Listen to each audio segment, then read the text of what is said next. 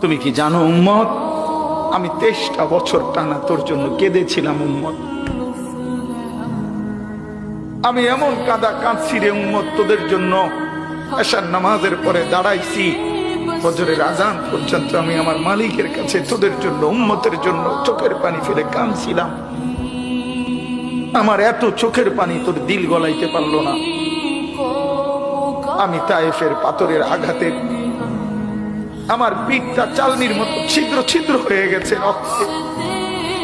আমি বুকে পেটে 2টা পাথর বাঁধছি ক্ষুধার কষ্টে।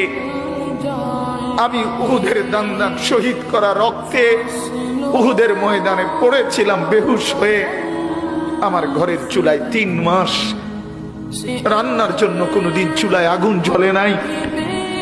আমার এত চোখের পানি, এত রক্ত, এত ক্ষুধার কষ্ট, কিছুই তোর মন গলাইতে পারলো না, তোরে সেজদা দিতে পারলো না।